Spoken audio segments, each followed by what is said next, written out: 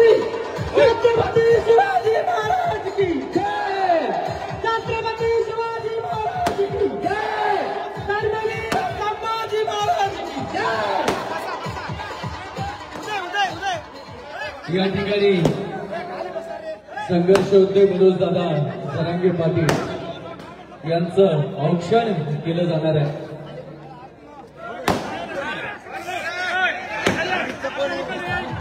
सरपंचावर सर्वांना विनंती आहे की खाली बसा, दादा म्हणतात खाली बसा, दादांचा आपण शब्द टाळत नाही, त्यामुळे आपल्या सर्वांना विनंती आहे स्टेजच्या साईडला उभ्या असलेल्या सर्वांनी खाली बसावं। सरपंच बोलायचे का सरपंच? सर्व स्टेजच्या पाठीमागे तर इथे साईडला आपण बसायचं। आदरणीय संघर्ष होते मनोज दादा जरांगे पाटील आज कारेगाव नगरीमध्ये या ठिकाणी उपस्थित आहेत। शोषितांसाठी वंचितांसाठी लढणारं नेतृत्व, मराठा समाजातल्या तळागाळापर्यंत आरक्षण पोहोचलं गेलं पाहिजे, प्रत्येक व्यक्तीला आरक्षण मिळालं पाहिजे, यासाठी लढणारं नेतृत्व आदरणीय संघर्ष होते मनोज दादा जरांगे पाटील। कारण आपण 27 ऑगस्टला आंतरवाली सराठीतून मुंबईकडे कूच करणार आहे आणि मुंबईकडे कूच करत असताना कारेगावचा हा मोठा वाटा असतो। कारेगावकर मोठ्या संख्येने मुंबईकडे येत असतात आणि स्टेजच्या पाठीमागच्या सर्वांना विनंती आपण समोर बसावं अशी विनंती आहे। आपण समोर बसायचं।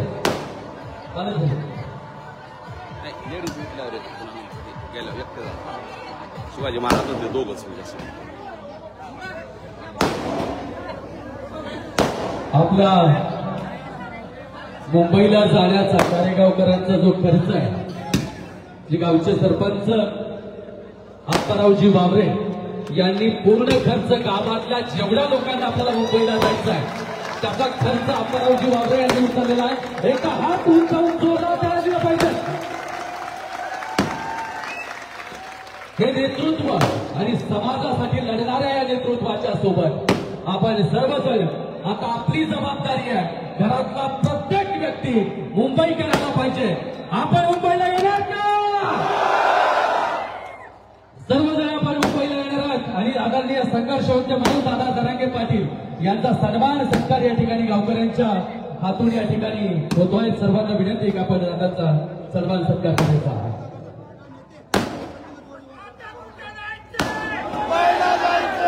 आज तिला पुरविला चंदनाचा गंगाला, वाळवंटीचा किनारा पाऊलांनी धुणे झाला, हीच माती पायरीची ज्यावरी चढला तुम्ही, बाकी आमुचे थोर झाले आज आमुच्या ती जीवनी, रंगथेमांच्या सरीने बोलकी झाली उषा, अंतरीच्या पाहुण्यांचा दर्शनाचा योगाला, अंतरीच्या पाहुण्यांच्या दर्शनाचा योगाला।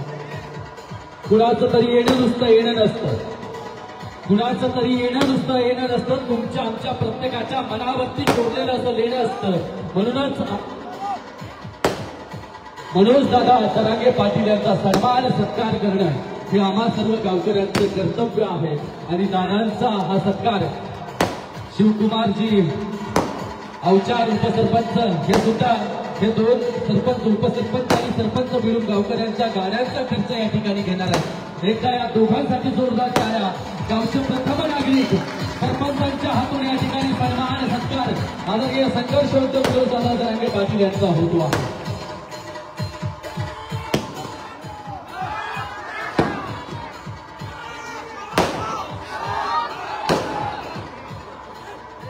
सकारामजी रणेर पाटील, हा बोला बोला बोला।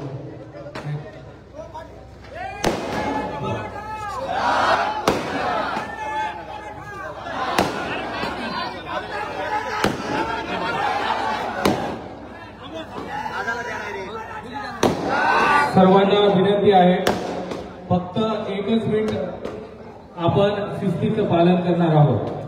संघर्ष होते मनोज दादा जरांगे पाटील खऱ्या अर्थानं छत्रपती शिवरायांचे वारसदार आणि तुकोबांचे वारकरी आहेत। कारण तुकोबांनी सांगितलं आम्हाला, बरे झाले देवा कुंटी जन्मलो, नाही तर धम्मेची गेलो असतो।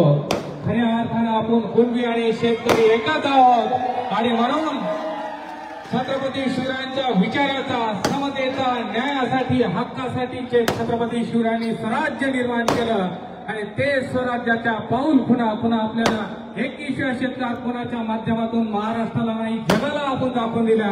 ते म्हणजे संघर्ष होते जरांगे पाटील आहेत. म्हणून तमाम परभणीकरांच्या वतीने आदरणीय दादांचं मी मनापासून कौतुक आणि स्वागत करतो आणि माझे 2 शब्द संपवतो. जय जिजाऊ, जय शिवराय. जोरदार टाळ्यांच्या गजरामध्ये आपण आदरणीय संघर्ष होते म्हणून जरांगे पाटील यांना आमंत्रित करूया. जय जिजाऊ, जय जिजाऊ. तुमचं आमचं नाटक काय? हात वरती करून. तुमचं आमचं नाटक काय? जय जिजाऊ, जय शिवराय. आता कुठं जायचं? आता कुठं जायचं? मुंबईला जायचं. जोरदार टाळ्यांच्या गजरामध्ये आपण आमंत्रित करूया आदरणीय संघर्ष होते मनोज दादा जरांगे पाटील यांना. बंद नाही होत कधी त्याला लावून एकदा ते संपलं का? आता लावू नका मला.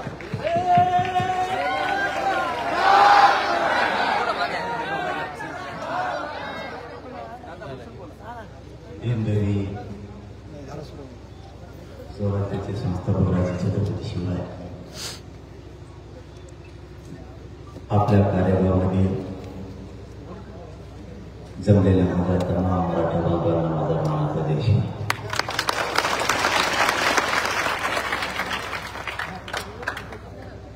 मराठ्यांना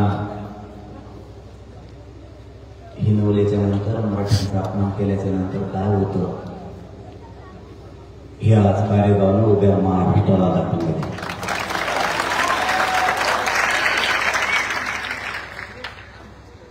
काही समाजाचा दोष नसताना समाज पोराबाळांची, लेकराबाळांची लढाई इमानदारीने लढतो. इमानदारीची लढाई गोरगरिबांचे लेकरं मोठे होऊ नयेत म्हणून विजय होऊ द्यायची नाही. हा जर कोणी घाट घातला तर मराठे त्यांनी रचलेलं षडयंत्र मोडून टाकतात. मराठ्यांना माझं या कार्यगावातून महाराष्ट्रातल्या सगळ्या मराठ्यांना सांगणं आहे, जागे व्हा.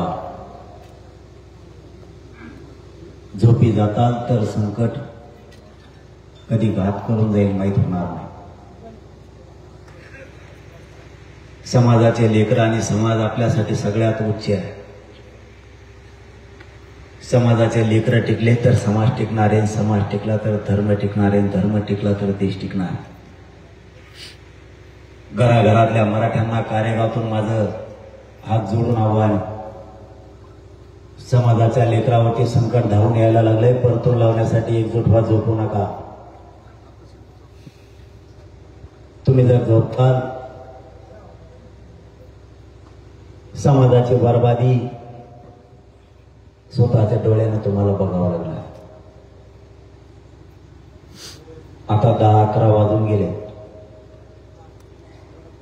12 वाजून गेले. 12 वाजता झोपत नाही म्हणल्यावर तुम्ही सरकारला सोडित नाही दादा.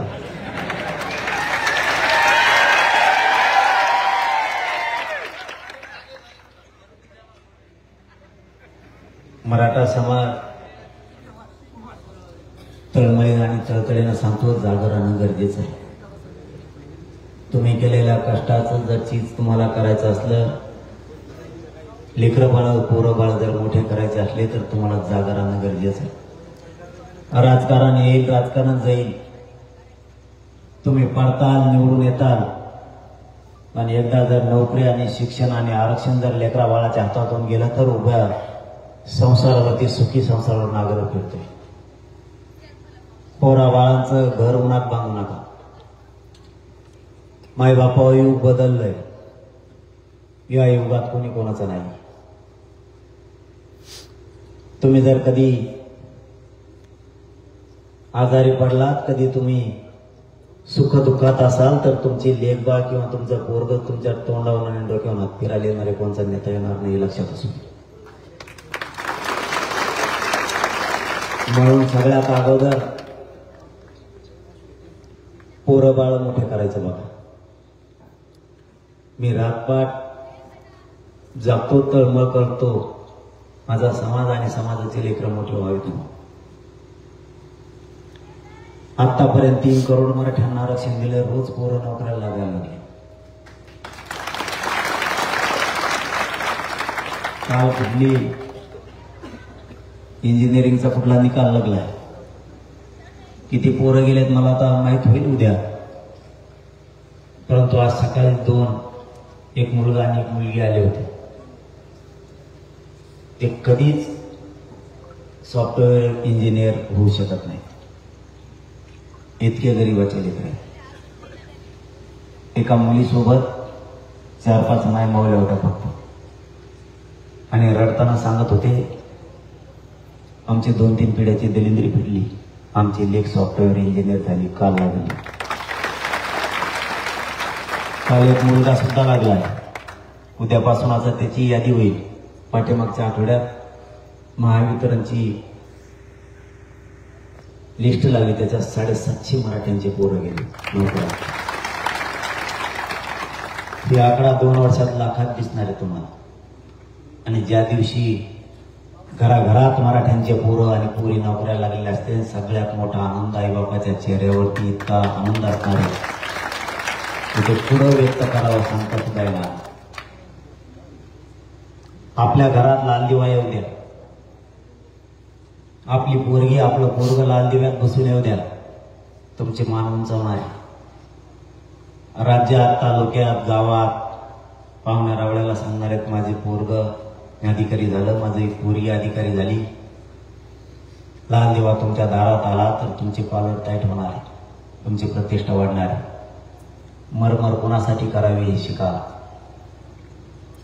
भाजी भाकरी खाऊन आपले लेकरं पोटाला चिमटा घेऊन आपण मोठे केले. सोन्यासारख्या लेकरांचं वाटोळं होऊ देऊ नका. चटणी भाकरी खाल्ल्या वेळे प्रसंगी पण लेकरा बाळाला कधी पैसे शिक्षणाला कमी पडू दिले नाही. आणि ते पोरग किंवा ती पोरगी नोकरीलाच लागली नाही तर आई बापांना बघितलेल्या स्वप्नाची रात्रावळी होती. पुन्हा मराठ्यांच्या घरावरती, सुखी संसारावरती, लेकरा बाळांवरती नागर फिरू द्यायचा नाही, हे लक्षात ठेवा. मला काही पण दिलं असतं, फक्त या समाजाच्या लेकरा बाळासाठी फुटलो नाही. आजही मॅनेज केलं झालं.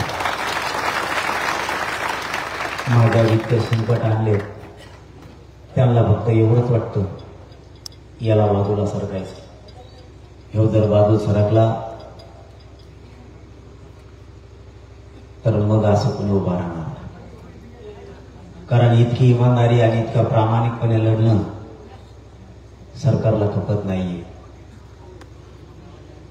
त्यांनी इतके षडयंत्र रचलेत, मी किती लवकर संपल याची ते वाट बघायली.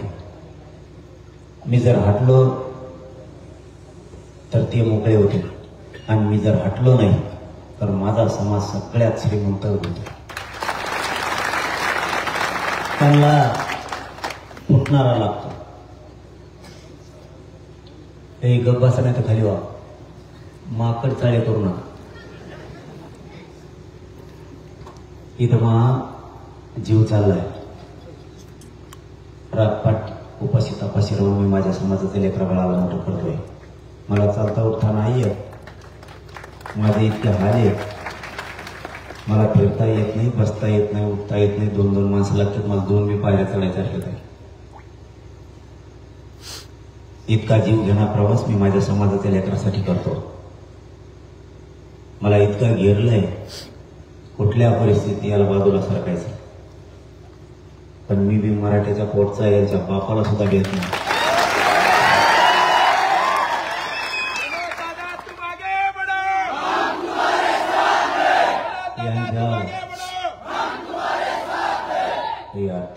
आगेचे ना मी. त्यांच्या किती पिढ्या येऊ द्या, यांना किती ताकद लावू द्या, मी पण जातो नसले. मराठ्यांच्या पोरांच्या डोक्यावर आरक्षण घेऊन गुलालच टाकेल त्या दिवशी थांबा. नवीन नवीन पायंडे पाडले. कालपासून तर वेगळाच पायंडा पाडला तर मराठी खोळूनच उठले. देवेंद्र फडणवीस मराठ्यांचा शत्रू नाही, माझा पण नाही. पण बोललं की मी सोडित नाही. मला नाही खोडी मुदामी. मग आपण नाहीच ऐकला तर कचाकच गोडे लावतो. कारण माझा जीव माझ्या समाजाच्या लेकरात. तुम्हाला काही जणाला मी वाईट बोललेलं, काही जणाला वाईट वाटतं, सगळ्याला नाही म्हणत मी, काही जणांना. मला इथं बसलेल्या सगळ्या मराठ्यांनी प्रामाणिकपणे उत्तर द्या. माय माऊल्या सहित तुमचे आई बाप्पा घरात बसलेत आणि तुमचा मुलगा दारात बसला. तुमच्या दरवाज्यात येऊन कुणीतरी तुमच्या आई वडिलांना शिव्या देत आहे किंवा अपमान करत आहे. दारात बसलेलं तुमचं पोरग गप बसल का? आणि ते जर गप बसलं तर त्या मराठीचं पोटच नाही. आई बापाला जर कोणी शिव्या देताना अपमान करताना ते पोरग जर दारात गप बसलं ते मराठीचं असू शकत नाही. तसं मी माझ्या मराठ्याला मायबाप समजेल. त्याचा कोणी अपमान केला की मी त्यांच्या आईला कचाकच गोडे लावतो. काय चुकीचं? माझ्या समाजाचा अपमान केल्याला मी सहन नाही करत. कोणाला पण सामोरं जायची तयारी माझी, खेटायची पण तयारी. समाजाचा अपमान मी सहन करतच नाही. माझ्या समाजाने सगळ्याला मोठं केलंय आणि माझ्या समाजाच्या लेकराचा तुम्ही वाटोळं करायला निघाला तर मी तुम्हाला नाही सोडू शकत. कालपासून तर वेगळंच सुरू केले. काही नेते गोव्याला निघले, समुद्रात हिंडून आणले, लगेच मराठ्याच्या विरोधात सोडून दिले. ते बी बिगर शब्दाचे भोकायला लागले. आता देवेंद्र फडणवीस म्हणलं मी त्याच्या वाटा गेलो पाहिजे. मग ती वाटा गेला. आता मग आपला पट्टा सुरू झाला. आपला जाळण धोपण सगळं सगळंच असतं. ते म्हणे मुंबईत आल्यावर पोलीस बघू येतं. काय बघते, काय करतो रे? आणि यायला मी 27 काय करतो बघू करतो.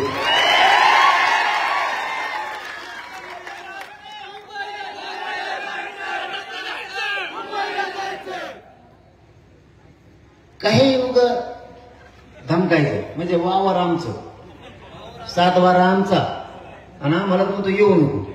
बापाची पेंडे होय येऊ नको म्हणजे काय? मुंबई आमची, आम्ही मुंबईचे, आम्ही आमचं बघू कसं जायचं, गणपती कसा न्यायचं. तुला काय करायचं? पोलिस काय बघते? पोलिसांनी आम्हाला एकदा बघितलं होतं, पुन्हा बघायला लावू नको. हो, पुन्हा त्या भानगडीत देवेंद्र फडणवीसनी पडायचं नाही. तुला तुझ्या सरकारचा, तुझ्या जातीचा स्वाभिमान आहे, मला सुद्धा माझ्या जातीचा स्वाभिमान आहे. काय व्हायचं ते होऊ दे. मी मुंबईत येणार आहे आणि घुसणार बी. एका जरी पोराला तिथं नुसते काठीनं जर डवचिलं, महाराष्ट्रात जे जे मराठी राहणार आहेत ना, एकाला सोडायचं. आपल्या पोरांना जर कुणी मुंबईत त्रास दिला, फायनल आज आपण शांततेत जाणार, शांततेत येणार. ही शब्द आहे माझा मराठा. कुणी दंगल करणार नाही, दगडफेक करणार नाही, जाळपोळ करणार नाही, शांत जाणार, आमच्या लेकराचं आरक्षण घेऊन येणार. पण जर आम्हाला तिथं हाणलं, तुमचे नेते आम्ही हाणलेच. मग दुसरं काय करावं? आता तुम्ही आम्हाला हाणल्यावर काय तुमच्या घरात टेकावं काय? महाराष्ट्रात फिरून देवेंद्र फडणवीसनी फिरायचं नाही, बंद. माझ्या लोकांना मुंबईत येऊन नाही दिलं, तो बी महाराष्ट्रात यायचं नाही. सोपा हिस्सा आहे वाटण्याबरोबर. 4 पोरं, 4ला 8 एकर वावरातलं 2-2 एकर फिक्स. एकाला 3 आणि एकाला 4 कसं काय जमून सांगेल? वाटा बरोबर. तो मुंबईत येऊन नाही दिलं, महाराष्ट्रातले आमदार, खासदार, मंत्र्यांचे बंद. हगणमुतनच बंद. घरातच हागायचं, घरातच खायचं. आपल्या वाटा गेल्यावर तसं जा. कारण मी माझ्या समाजाच्या लेकराच्या न्यायासाठी बांधतो. आमच्या हाला आम्हाला माहिती. विचारा देवेंद्र फडणवीस, तुला फुकट पैसे तुला नाही कळायचं. गरीबाच्या घरात येऊन फक्त मराठ्याचे विचार. पोराला जर 5,000 रुपये कमी पडले शिक्षणाला तर आम्हाला 50 जणांची कोंबडीची जावं लागतं, वावर लिहून द्यावं लागतं. लोकांनी आम्हाला साल करावं लागते. तुला नाही कळणार आमच्या वेळेला. आम्ही तुझ्यावर माया करू, प्रेम करू, ते आमचं आरक्षण. किती सोपं. तिकडं महाविकास आघाडीला पाडेव काँग्रेसला पाडव, भाजपला पाडव, शिवसेनेला पाडव, नाही तर बेसरणाला पाडव. आम्हाला काय करायचं? आमचं आरक्षण पाहिजे. उगा काही जोडू नको. हे नाही ते नाही ते जोडायचं नाही. बरं आता असं काही आहे का? सत्तेत असल्यावर भाजपच्या मराठ्याला आपोआप फुकट शिक्षण होतं. सत्तेत गेला म्हणजे त्याला लगेच नोकरी लागते. अरे मराठी बाबू, डोळे उघडा. तुम्ही सत्तेत असलात काय नसलात काय, तुमच्या लेकरा बाळाला आरक्षण लागणारे शिक्षणासाठी, नोकऱ्यासाठी. आता शिक्षण लय महाग झालंय, साधी सोपी गोष्ट नाही राहिली. सगळे लोक मागून येऊन पुढे गेले, आपण जागेवर राहिलो. आपल्या चुकांमुळं इथून पुढे ते होऊ द्यायचं नाही. मुंबईत 29 ऑगस्टला जायचं म्हणजे जायचं. आणि सगळ्यांना पुन्हा एकदा सांगतो, सणावाराचे दिवस आहे. सण येतील, सण जातील, पण लेकरा बाळात जर एकदा शिक्षणात नोकरी गेली तर पुन्हा येणार नाही, हे लक्षात ठेवा. माझं म्हणणं आहे, हिंदू संस्कृती जपवणं आपली जबाबदारी, ती जपायचीच. वारकरी संप्रदायाची संस्कृती जपणं आपली जबाबदारी आहे, ते जपायचं. पण एखाद्या वेळेस जर आपल्याला सुतक पडलं, आपण 10-15 दिवस पुढे ढकलतो. समाजावरती आता संकट आहे. समाज मुंबईला निघाला. आता तुम्ही सणावारा करीत बसणार, एखादं भजी एखादी पोळी खाता, 10-15 भजे खाता, दुसरं काय करता? आणि आयुष्याच्या लेकरात वाटलं झालं काय करतो भजे खाऊन? नंतर काय नका वर्ग किंवा पोराला किंवा पोरीला 50,000 1 लाख पगार आल्यावर टंगड्या लांबून द्यायच्या, खुर्चीवरून वेटून खाय भजे, नुसते भजेच खात जाय.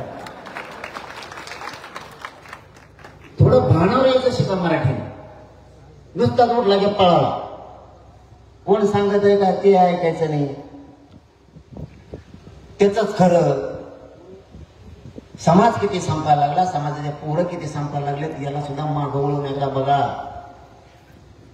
जे पोरं शिक्षण करतात, पोरी शिकतात, त्यांना एकदा विचारा जवळ घेऊन आरक्षणाची काय किंमत आहे. लोकांना कळाली की पुढं पण गेले आरक्षण घेऊन. तुम्ही नुसते झोपाता. समाज जर एकदा मोडला तर पुन्हा उभा राहणार नाही. म्हणून ह्यावेळेस आता गणपतीचे दिवस आहेत. 2-2, 3-3 माणसं मोबाईल चालव. 1-2 घरी राहतील गणपती बाप्पाकडे आपल्या. आमचा गणपती तर आम्ही मुंबईत झालेला. 1 नाही 2 नाही, आमच्या संघच. आम्हाला समुद्रात टाकायचं आहे, काय अडचण आहे कुणाला? आम्ही इथं कशामुळे जाऊ द्या ना समुद्रात. आमच्या गणपती बाप्पाला एकदा समुद्र बघायचा काढला असतो. ती अडचण काय? इथं पाणी, ते बी पाणीची. इथं देवप्पा सापडणार तर आम्ही 5 चाललेले देवप्पा इथून तिथं घालून लोटांना म्हणाले. 5 देवप्पा सांगितले, 5 जणांनी आरती करायचं रोज. काय अडचण आहे? आणि असली मिरवणूक पुन्हा देशात का होईल का? आंतरवाली परभणीपासून मुंबई पोहोच गणपती बाप्पाची मिरवणूक. काय अडचण आहे? आपण आपले गणपती संघ घे. आणि जर तुम्हाला नसेल घ्यायचे, तिथं 27ला बसून द्या. माघारी आल्यावर मोठ्या थाटात विसर्जन करू आपण. आपले काही गावात लोक आहेत ते तोपर्यंत आरत्या करते.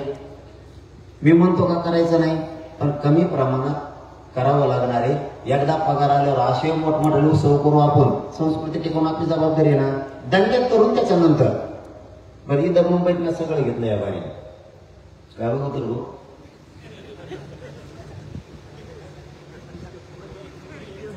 आपल्याला बारीक देणार. म्हणून देवेंद्र फडणवीस असं म्हणतो, हे येडं नाही, येले बेकार रसायन म्हणतो. जरांगे म्हणजे बेकार रसायन. आपण प्रत्येक वेळेस भान ठेवून समाज पुढे न्यायचा, ती आपली जबाबदारी. याबारे मुंबईत सगळं घेतलंय मी. मोठमोठ्या बाबांचे कीर्तन ठेवले तिथं. सप्त्याला रोज कीर्तन. दुपारच्याला शिवशाहीर लावलेत मोठमोठाले. ते दांडगे तुम्हाला आवडत ते. दिवसभर त्याला शाहिरी ऐकते, शाहिरी ऐका.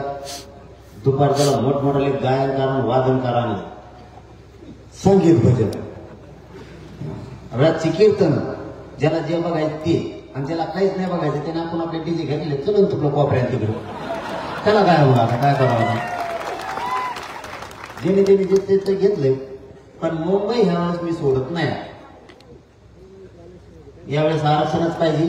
थांबू टेके होतो. तुला गडबड असते, लेट आली किंवा पाणी द्यायला जायचं. आरक्षणाचा इथे पत्ता नाही, पाणीच कवर देतो पण काय देतो.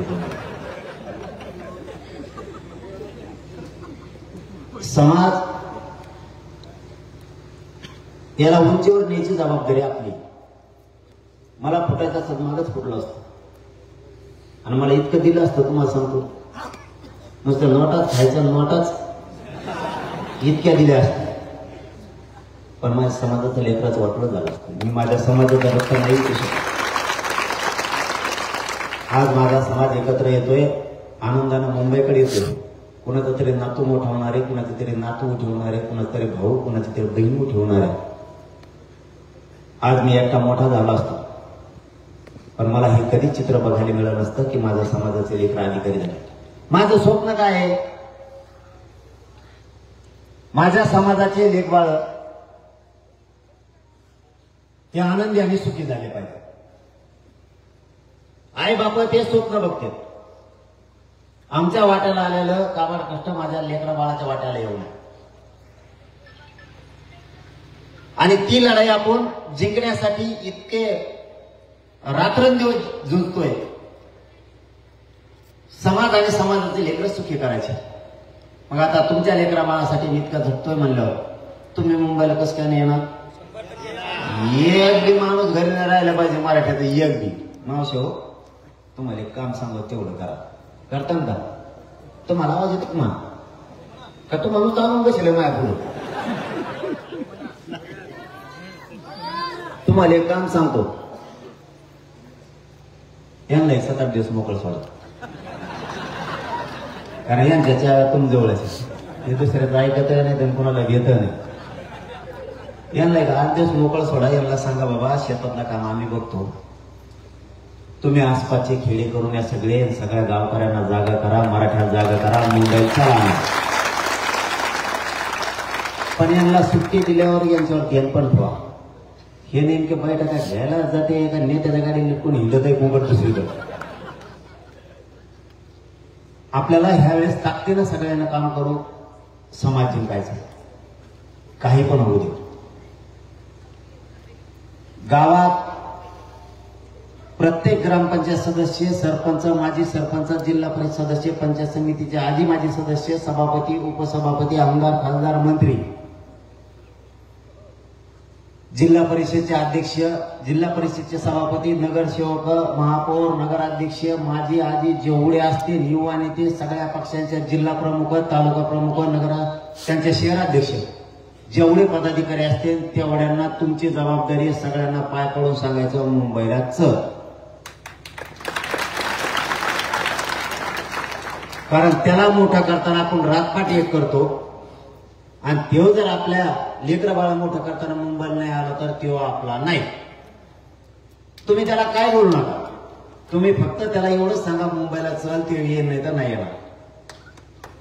तो नाही आला, आम्ही सगळे मुंबई जाणार आहेत, आम्हाला माहित नाही माग कोण राहिलं. मावशी दुसरं काम आहे तुम्हाला, गावात गल्लीत कोण हिंडत आहे मला हळूच अंतरावली लिहून सांगा, त्याचा बाजारच मोठी करू. तुम्ही काय बोलू नका त्याला, मी आहे सगळे नीट करायला महाराष्ट्रात. कारण जेव्हा आपल्या लेकरासाठी झटत नाही तो आपला आहे. त्याचे पोरं मोठे करण्यासाठी, त्याला निवडून आणण्यासाठी आपण रातपाट एक करतो. तेव्हा जर आपल्या पोरांसाठी येत नसेल तेव्हा आपला नाही. आपण त्याला काय मागितलं नाही, फक्त सगळ्यांना सांगितलं मुंबईकडे जा. 2-3 कामं आजपासून करायला लागतील सगळ्यांना.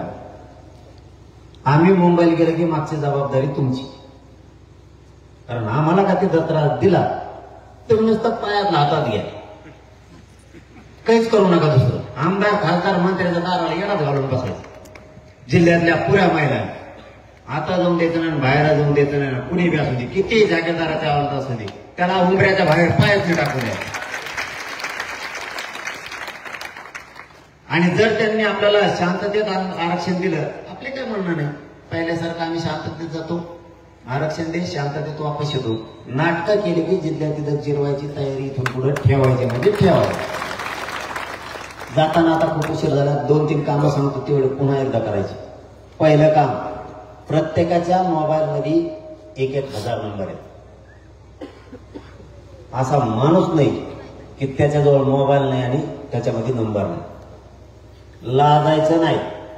जातवान मराठी असताल तर तुमच्याजवळ मोबाईल आहे, नंबर तुमचे आहेत, पैसे लागत नाहीत, काय नाही. 1000 नंबर मधले 500 तरी मराठीचे असतात. प्रत्येकाला फोन करायचा आणि त्यांना सांगायचं मुंबईला चला. गरीब असो नाही तर श्रीमंत असो, सांगायचं काम करा, ते येईल नाही तर नाही येणार. किती सोपी मोहीम आहे. घरात बसल्या बसल्या लावू शकतो. तुम्हाला जर वाटत असेल बोललंय फिरल्यामुळे डोळ्यावर यायला लागलो तर घरात बसल्या बसल्या काम कर. फोन लावा. एका जर 50-100 फोन गेले ना, ते दुसऱ्या दिवशी फोन करून म्हणतो पाय पडतो मला फोन नको, 100 फोन आले, मी मुंबईला येतो आपण फोन डबल करू. हे काम उद्यापासून सुरू करायचं. या गावापासून 100 किलोमीटरचा परिसर तुम्ही सगळा उद्या सकाळपासून पिंजून काढायचा. सगळ्या मराठ्यांना सांगायचं मुंबईला या. पर्याय ओपन करा. समाजाशी खरं बोला.